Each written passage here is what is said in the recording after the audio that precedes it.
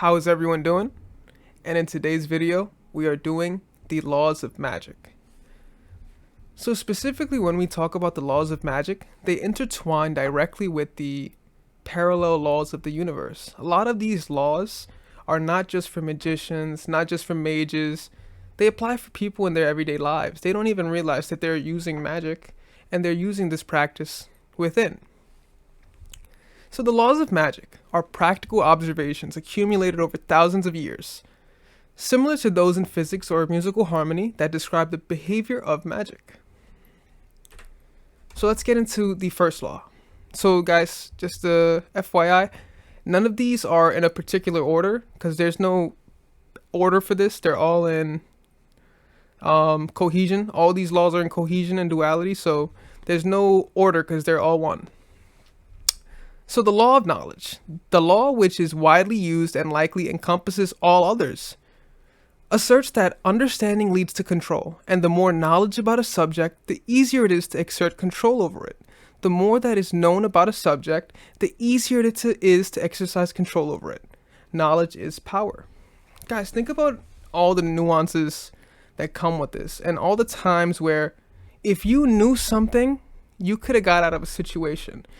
If you knew something more profound, you could have easily found a loophole. Think about the times where this goes for a lot of things, whether this be relationships, whether this be financial things.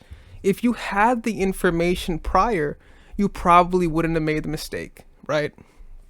This is why knowledge is power, and the beholder holds and weaves the power.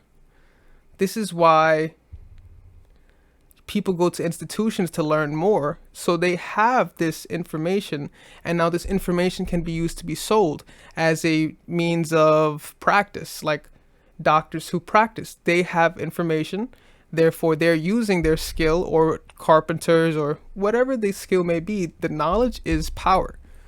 So when we think of this in the world of magic, it is essential to know the controls and to know what is the variables, because if we know these two things, this will allow for the magical spell to go very easily and to know the nuance that will come about it.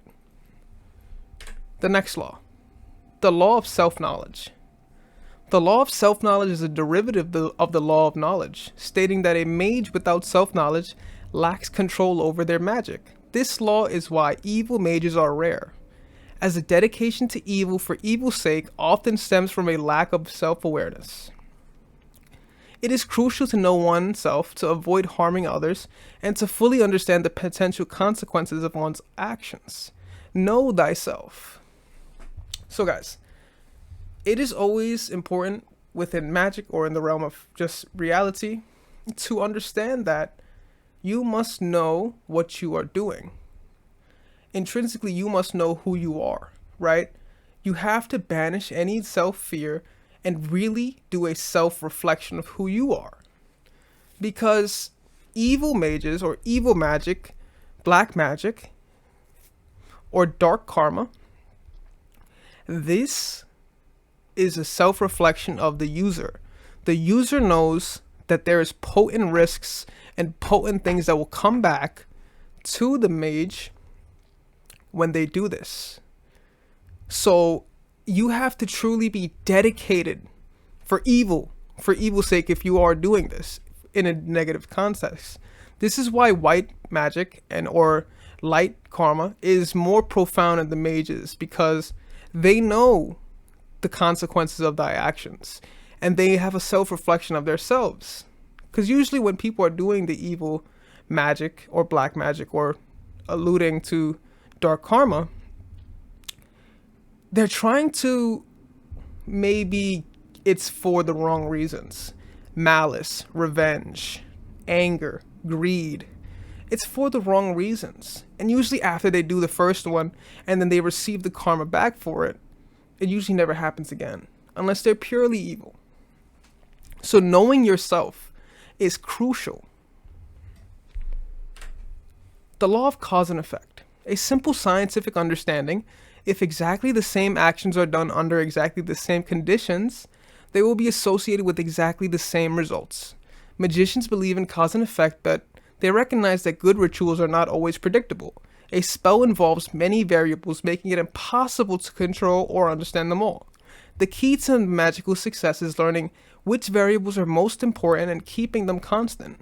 Control over these variables is essential for magical success, as it adds an extra layer of complexity to the process. Over the variables is the icing on the cake. Guys, just like a scientific experiment, we need to know the controls and the variables. We need to know the nuance so we know what is the outcome. The hypothesis is basically knowing the conclusion. We have to know what we're getting into before we get into it and finally let it transpire. So cause and effect are truly important in the stages of magic, because how we do things and the effect that comes with it is important. So understanding that there will always be nuance. It won't always be perfect. That's why you have to practice and you have to learn what the cause will bring the effect. Then you could get better at repetition. Then it becomes muscle memory. Then you become almost great at it. The law of synchronicity. Two or more events happening at the same time are likely to have more in common than merely temporal. Very few events ever happen in isolation from other events. There is no such thing as a mere coincidence. Guys, synchronicities are within all of our lives. Not just magicians, not just mages, not just witches, not just spiritual people. It happens in everyone's life. Think about the music you listen to, the animals you see, the people you see, the things you interact with. All these situations have slight synchronicities. You just have to look out for them, or you probably are looking out for them. Think of when That's So Raven, when you've seen that show, she would always see or project a reality and then they would end up happening. I know a lot of you guys have felt that before. You're like, this is deja vu, or I felt this before. This is the law of synchronicity in full effect in everyone's life, because it is all connected. It is all connected to the source, and it is all oneness. The law of association. The law of common elements between two patterns state that patterns interact through these common elements, and control of one pattern facilitates control of the other, a principle similar to the law of knowledge. So this also applies with the law of knowledge and the law of cause and effect. So when we can have control over one element, we more than likely can allow that to associate or allow this to assimilate. These two aspects will just become one. So this is why the more you know, the more you can get away with, the more leeway you have in magic, because the more you know, the more you're able to work around and work with. The law of similarity. An accurate representation of something, such as a model or picture, allows for control over it. This is particularly useful when targeting a specific group, as similar individuals tend to have similar effects. Another representation of your target, like a voodoo doll, gives you the power to affect the target. Look-alike are alike. So guys, having something physical is going to help in the magical spell. Having strands of hair helps in the magical spell. Having them present will help in the magical spell. Fingernails helps. Spit is another example. You can have these physical things to make sure you can actually have a effect, whether this be dark magic or light magic. You don't necessarily need it, but in order to have something of a similarity, this will bring more manifestation into what happens. Whether this be a love spell, whether this be a curse, a hex, this has to be part of it. You have to bring it to realization. So the law of similarity states that you need something similar to bring it to life. The law of contagion.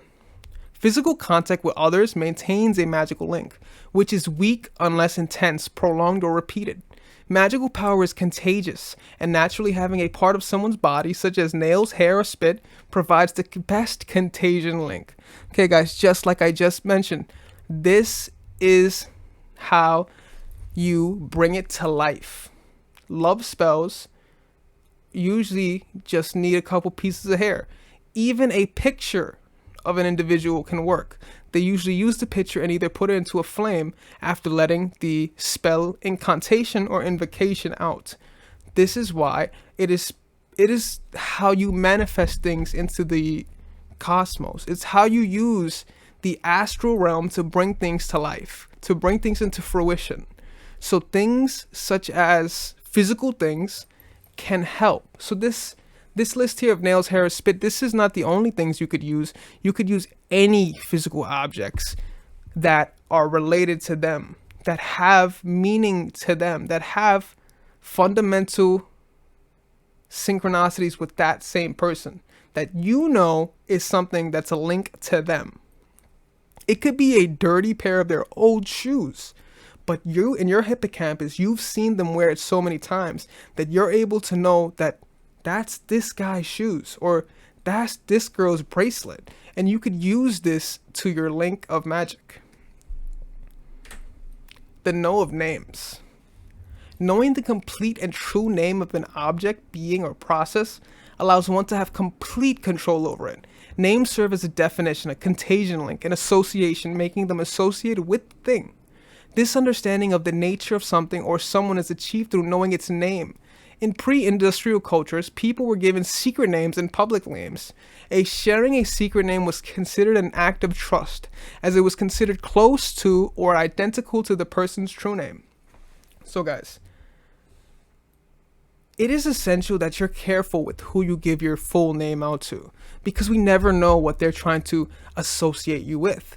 This is why people usually give out secret names, or they just give out code names, because your full name can be used against you or can be used positively, because the law of full names is the direct representation of you. How do we represent a motor vehicle? We call it a car. This physical thing, this object, has a name behind it.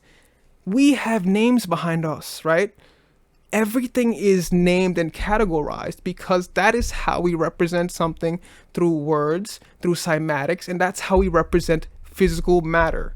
We are intrinsically physical matter, so our full name intrinsically means we have a contagion link with the astral plane and the physical plane. So guys, I want to make it clear that you're not giving your full name out to just anybody. All right, you should trust the individual and understand that your full name can be used against you. Okay? So we want to be careful when we do things with the names. Law of words of power. Certain words can alter internal and external realities, depending on the sounds and meanings. Many of these words or names, but their meanings may have been lost or forgotten. Many magical tools required words to be inscribed or said over them during construction or use. So guys, for example, if you wanted to stop nosebleeds for a woman, a specific word to be used is ezropit. This word has to be used in the incantation or invocation in order for you to stop it, right? Certain words alter realities. Certain words alter external realities, because the things we say are thoughts. Thoughts have emotions that are following them. When emotions are following the thoughts, these things become reality. Things become into fruition. So it is important that we are crucial with how we say things, and we're crucial with how we think of things, because your brain is so intrinsically powerful that it will follow your thoughts. So if you think you're going to be the greatest thing in this cosmos, you best believe you will become that. If you have a negative mindset on who you are and what you think you are going to become, your brain and all the atoms in your body will follow, because you are the leader. You are the controller, and your body and this physical body will follow. I can't get this enough. The words of power is probably the most important law in the laws of magic, because everything is used through words. It is not just secret words, it is used through words and manifestation and and creation and fruition, and bringing things from the astral plane into our fourfold reality. The law of personification.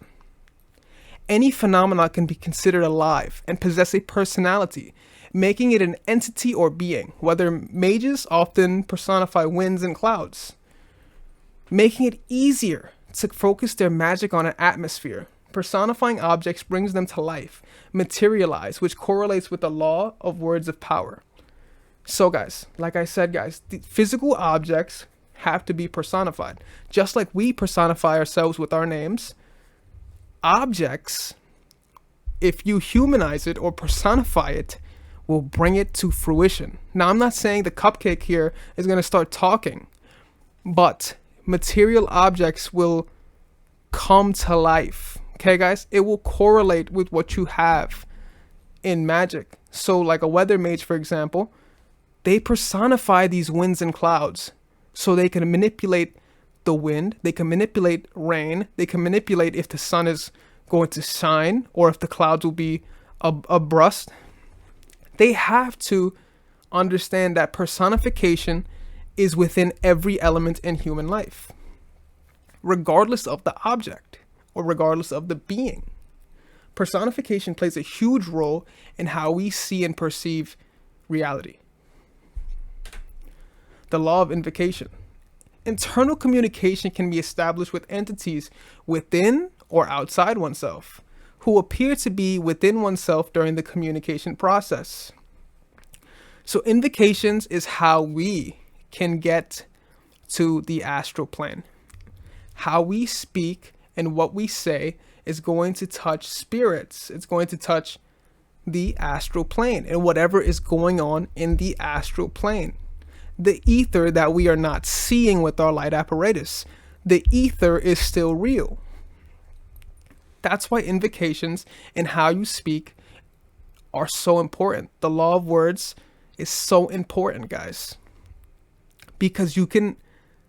I'm going to give you a list of things you can't do in this cosmos. You ready? There is no list. There is nothing that you can't do in this cosmos.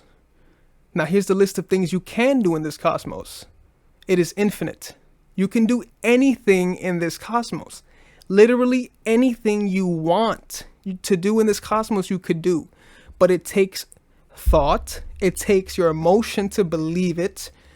Once the thoughts and emotion follows, it brings action, and then the actions materialize everything that comes after it. The law of evocation. It is possible to establish external communications with entities from inside or outside, said entities seeming to be outside oneself during the communication process. So the law of invocation and invocation are exactly the same thing. Invoke means to call upon or to mention, and is often used when someone is identifying a law or privilege or an authority, as in invoke precious court decisions. Evoke can mean both to bring to mind, as in evoke memories, and cause to happen, as in evoke laughter from the crowd. So guys, both invoking and evoking is to bring about. Whether it's to call upon or to bring to mind, it's about to calling about. So invocations and evocations is how you enter the ether portal, whether this is you want to talk to deities, whether you need deities to lead you, whether you need master teachers to lead you. This is how you enter the astral plane. And this is how magicians and mages use this to their advantage. The law of identification. This law states that maximizing association between oneself and another being can become that being, sharing its knowledge and power, which controls most long-term or permanent possession or phenomena. So guys, maximizing association between oneself and another being, one can become that being. Think about when you're with your significant other.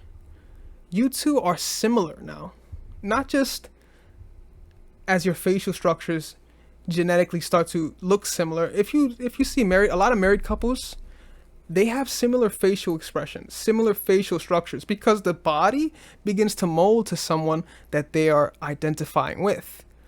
Just like when the physical body is adjusting, you in your mental body are also following patterns. You're also similarly acting like them. It's important to say that when a man is acting a certain way, his wife will be a reflection of the man. So it is essential to understand that the law of identification, oneself and another being can become each other. So the more knowledge you have about a being, an object, or the entity, the more likely you can become like it or not, depending on what you want to do. This is the phenomena. The law of personal universes. Every sentient being lives in potentially creates a unique universe that cannot be 100% identical to another's. Reality is a matter of consensus opinions, and while it is not obvious as the other laws, understanding it can be useful. So, like I said, guys, you are the creator of your own cosmos. So everyone has their own personal universe. Even though we are a microcosm in a macrocosm in this universe, you are still the creator of your cosmos, of your universe. You have your own life going on. Aside from everything that's happening around you that you're connected to, even though we are all connected, we are all one, we are all each other, you still are in your own universe. Because this is how it's a matter of your reality and a matter of your thoughts and a matter of your emotions following your thoughts becoming fruition. So understanding that your universe will not be 100% identical to another is important, because a lot of people want to conform and follow others. Rather, you have to realize that this is your life to live, and your decisions will reflect that. So it is a matter of how you want to go about things. It is not a matter of identifying with someone else's universe. This is your universe, this is your life, and this is the decisions you make are entirely up to you. Okay? The law of infinite universes. The infinite number of universes that can organize all possible combinations of existing phenomena is possible, with some things being more probable than others. This concept, often associated with alternative probability worlds in science fiction, has a wider application. So guys, like I said in a recent video, in your Akashic records, if you were to go, after you astral project and you look into your Akashic records, depending on what you see, you will see your future self, and you can see what is going to end up happening depending on your current circumstances. Your current set of ideals and values is what's going to bring you to your end. But if you were to change that within the next 5 minutes, or within the next 30 minutes, or within the next week, you changed all those ideals and all those probabilities, there will be an infinite number of different probabilities, because that is how life works. There is everything operating duality. There is no robotic things happening, because a lot of things are happening in different universes, and everyone has their individual universe. And in the law of infinite universes, anything is possible. Some more probable than others, yes, but anything is possible. This has to be recognized, that anything is possible, anything can be achieved in this cosmos, and anything and everything that can go wrong as well.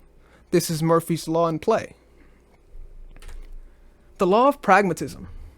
The law states that if a belief or behavior allows a being to survive and achieve goals, it is considered true, real, or sensible. This law, though obscure, has practical applications.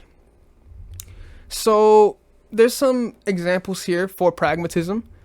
It's just a more efficient way of doing things, right? If it's more efficient, then it's considered true, real, or sensible. Just because it's more efficient doesn't mean you have to do it. Of course, you could always take the scenic route for things. You could always do things in a different way.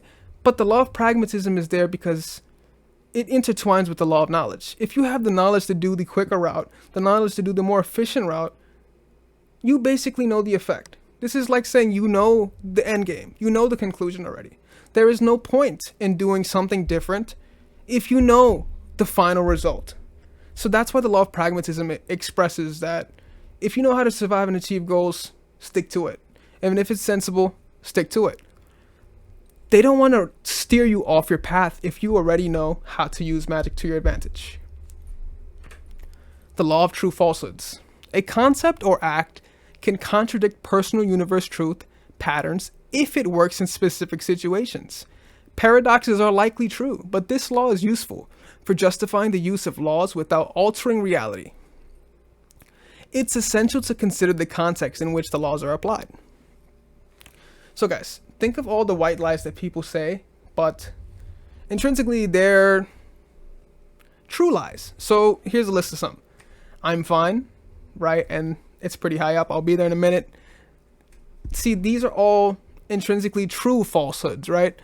Even though they are not true, it is still a true lie. I'm sorry I missed your call. I don't have any change on me. These are just ways to use truth in a way that will help you out in a certain situation. Specific situations, these white lies and true lies are applied, right? This is how mages use certain ideology or certain lies to move forward, because it will be beneficial. Because if it is beneficial, then it not necessarily is a lie. It is a true falsehood, because intrinsically it wasn't a negative effect for you. It was better yet just your way of dealing with the situation, right? The law of synthesis. The synthesis of two or more opposing patterns of data will produce a new pattern that will be truer than either of the first two were. That is, if it will be applicable to more levels of reality. And this new pattern may not be a compromise, but may be something rather new indeed. So we see this all the time in not just magic, not just life, not just people, but in chemistry at all times. We see how things react, and elements reacting together end up making mixtures and compounds and formulating new things when they interact. When positive and negative polarities get together, they end up making new things. When hydrogen and oxygen get together, it creates H2O. So we see how two different things can end up merging and assimilating to make something new. This is the law of synthesis. This is a synthetic reaction. The law of polarity. Any pattern of data can be split into at least two opposing characteristics, and each will contain the essence of the other within itself. So guys, polarity, duality, these two things are basically the same thing. In order for there to be a light, there has to be a dark. In order for there to be a sun, there has to be a moon. In order for there to be man, there has to be woman. In order for there to be masculine, there has to be feminine. There has to be a opposite pole in order for there to be the law of polarity. So we here have the why water is a polar molecule. Because water is a polar because oxygen and hydrogen have different electronegativity values. Oxygen having two lone electrons pair that repel each other, and the electrons bonded to the hydrogen atoms. This gives the water molecule a bent shape. So guys, this is how polarity works in science, and polarity also works in magic. It's the idea that these two split or opposing factors still come to unison by polarity. Opposites attract, not just in science, magic, and life, but it applies in a lot of different aspects. It is the divine oneness. It's understanding the concept of above, so below. The law of opposites. The opposite of a pattern provides information about what the pattern is not, allowing control over its opposite or close to it to facilitate control over the pattern itself. The sublaw of polarity and similarity is solely responsible for this concept. So, the law of opposites. It is similar to the law of polarity and similarity. It is to understand that things are not meant to be whole. Things are meant to be split down the middle and duality, because nothing operates in singularity except the one source, which is God. whichever god it may be that you believe in, whether it's Shiva, Brahman, Jesus, Yahweh, Shiva, or Allah, whatever it may be, there is no singularity in the physical plane. The only thing we have in the physical plane is duality. So here's a quote: "Man seeks peace, yet at the same time yearning for war. Those are the two realms belonging solely to man. Thinking of peace while spilling blood is something that only humans could do. They're two sides of the same coin. To protect something, another must be sacrificed." Madara Uchiha. So when Madara is saying this, he's saying that there is a law of opposites here. In order to achieve something, another thing must be sacrificed in the process. This is the opposites that we speak of when we talk about polarity, similarity, and opposites. This is the duality of yin and yang and the duality of life. Yearning for peace, but also yearning for violence. Think about all the times in society where violence has been rewarded, right? Think of all the sports that have been played, boxing, for example, and all these sports where violence is rewarded. But at the same time, man desires peace. This is the paradox at which we live in. This is the opposites at each other. These are the positive and negative poles that we talk about that are part of magic, that have to be understood. The law of dynamic balance. To survive and become powerful, one must maintain a dynamic balance between all aspects of the universe. Extremism is dangerous, and it could lead to losing the ability to avoid extreme aspects. Evil mages are rare, as continuous association with pain or death can end their ability to continue actively with evil. Good mages, especially healers, tend to live longer due to this balance. So guys, like I said, guys, there is a karma that comes with it. Whether it is a light karma or a dark karma, you get a karma back with it. So evil mages, when they do things, especially evil things, it comes to fruition, yes, but it also comes to fruition back to them. They will repeat something over and over again within their cosmos, within their personal universe. So there will be a repetition, a negative repetition. Since they summoned an entity to do something in the astral plane against another person or individual or an object that's been personified, it shall come back to them. So this is why a lot of the good mages and healers tend to live longer, because they know balance. They know how to balance out good and bad. This is duality and opposition in nature. This is how to know between balancing oppositions and just doing solely negative for your own good, right? Malice for your own desires, because it always comes back. What goes around comes around. The law of perversity. Murphy's law, also known as the law of occurrence, suggests that if anything can go wrong, it will. Magical associations can sometimes go against the intended, and meaningful coincidences can be unpleasant. Even if nothing can go wrong, some element of the universe may change, leading to unforeseen events. Emotionally healthy magicians may have fewer problems with this law, as their subconscious mind is likely the major perpetrator. I want you to really just hear what I just said about that. Emotionally healthy magicians may have fewer problems with this law, as their subconscious is likely a major perpetrator. Think about the people you hang around that think, oh my goodness, they're so anxious and scared. They're like, oh my goodness, this might happen, right? And you're sitting there watching and you're like, well, you just brought that to life. Your thoughts and your subconscious mind is so powerful that that's so raven that. You just made that come true. Even though it might not end up happening, you have now brought that into the ether. This is why your thoughts, your emotions follow your thoughts, and these things come to fruition. This is why you have to be careful with what you say and what you're thinking, because healthy mages know how to use their thoughts. If they strongly believe in an invocation or evocation, they're going to strongly believe it and they're going to send it out. And then once they put it into the ether, they're not thinking of all the variabilities of what could go wrong. They are already thinking, my cause went through, let's see the effect and let's go through. That's why healthy mages live longer, and that's why they have fewer issues within their personal universe. Because when you're using dark magic or black magic, people are scared, especially the magic user or the mage. They're scared because when they put that out, they're doing something out of fear.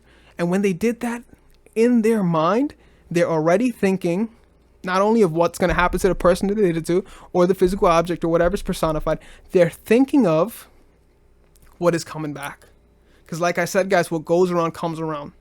So they're thinking of what's coming back. And they're also going to think of, well, what if this slight nuance happens? Well, what if the universe does this slight change? Well, Murphy's Law clearly states, if there's anything that can go wrong, it will. Even if you don't think there will be the slightest nuance, there's always nuance. But it's always important to keep your thoughts emotionally healthy and make sure your subconscious mind is with you. You're with the one controlling your subconscious. You're not letting your subconscious wander. Because your brain intrinsically is so creative. It is the most creative thing in this cosmos. Being worrisome, you create your own fears because you're so creative and thoughtful. You're creating this and putting this out into the ether. A lot of people don't know how creative and intelligent they are because they're using it against them. They're using their own brain to hurt themselves. You understand what I'm saying? They're using this to hurt themselves. So the law of perversity is essentially important because this also goes with the law of wards. The law of unity. This is the final law. Existential phenomena are interconnected and perceived through separations based on incomplete sensing or understanding. All phenomena are directly or indirectly linked to each other, past, present, or future. So the law of unity states everything is connected. Everything is a divine oneness. Everything is connected. Everything is an amalgamation of itself or a creation of something that it was. This intertwines to even the 7 rays. It is all within this cosmos and this universe. The microcosm and the macrocosms are all one. Even if you think you are the slightest speck in this earth, or you just think your impact is so little, you still have a big impact on what happens in this universe. Even one star in the sky has a big impact on what goes on in the galaxy. It is all one. So the people you meet are either reflections of a repeated cycle or guides towards a new start. Notice the difference. Okay, guys? You will see people in your life, coming into your life, and they will either be a reflection of yourself and a reflection of your own thoughts and a reflection of your own fears and a reflection of things you overcame, and you see that they're stuck in some way. And you see that, well, maybe I seen it differently, or maybe this is a place for me to leave. I see how this is being done, and now it's time for me to leave and move on. This is life, guys. This is how you understand reflections, repeated cycles, and understand karma, dharma, and what is within. Your mind is infinite. Your doubts are limiting. Like mentioned before, guys, your subconscious is the most creative and most strongest thing ever. When we put the left side brain, which is the logical side, with the right side brain, which is the artistic side, when these two hemispheres come together, we create the full cerebrum of intelligence. Your mind is infinite. Your doubts and your self-limiting doubts is what's holding you back. Your mind is infinite. Your doubts are limiting. Okay? You have to become limitless. Finally, to finish this off, the idea of as above, so below. This is the concept intertwined into a lot of laws. Okay, guys? So, guys, this was the laws of magic. If you have any question on any of the laws or any comments you want to put them in the comments. I'd love to read them. Thank you guys for watching. And until next time, guys. Thank you.